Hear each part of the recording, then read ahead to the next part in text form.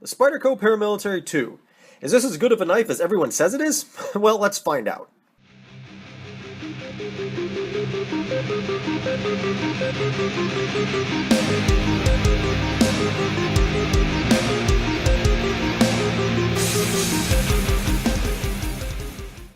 So, the Spyderco Paramilitary 2 is regarded as probably one of the best knives in the world. If you don't have one in your collection, you're a loser. And up until about a month ago, I didn't have one in my collection. And someone called me out on it. It was a knife that I've been meaning to pick up for a while, and I finally did. Finally got one. I opted for the camo, the digital camo, and the black blade. This was just the combination I thought looked the coolest. You can get it with a standard silver blade and black handle. They make a couple exclusive versions. They've had a couple sprint runs of this guy, so quite a few different versions that you can pick up. So let's knock a couple specs out of the way first, because I know everyone loves the specs. I don't love specs, but a lot of people do. We are looking at an overall length of 8.28 inches in total length. The blade is going to be 3.44 inches, and that's going to be made of CPM S30V steel. Your blade style on this guy is going to be a clip point, full flat ground, which is an awesome grind. It won't necessarily keep your knife sharper, but it will let you get a finer edge than you would if it was a like a chisel ground or a V grind or all those other fun grinds. Now, the weight on this guy is going to come in at right around 3.75 ounces. You're looking at a 4-position pocket clip, tip up or tip down, left or right hand carry. And something to take note of mine, if you notice one of the screws is a little bit higher, I had stripped out my screw when I first got this knife trying to change it from tip down to tip up, and I had to contact Spyderco, and they just sent me out another set of screws free of charge. Kudos to Spyderco, they're an awesome company. Now, your lock on this is going to actually be a compression lock, which, for those of you that don't know what a compression lock is, it's essentially a reverse liner lock. So here's your lock up here, right there. So what you do is you push that in, and that's what unlocks the blade. Now, I wasn't sure how I'd like the compression lock, but it's really easy to activate. You just take your index finger, push it. You can keep your fingers out of the way of the blade.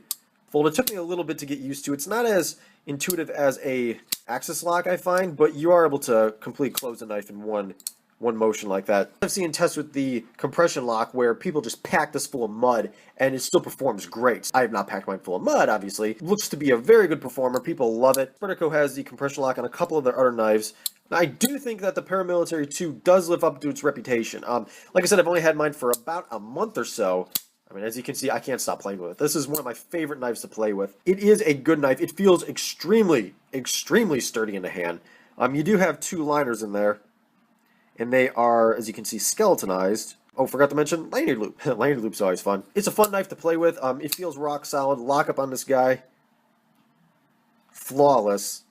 Up, down, left, right.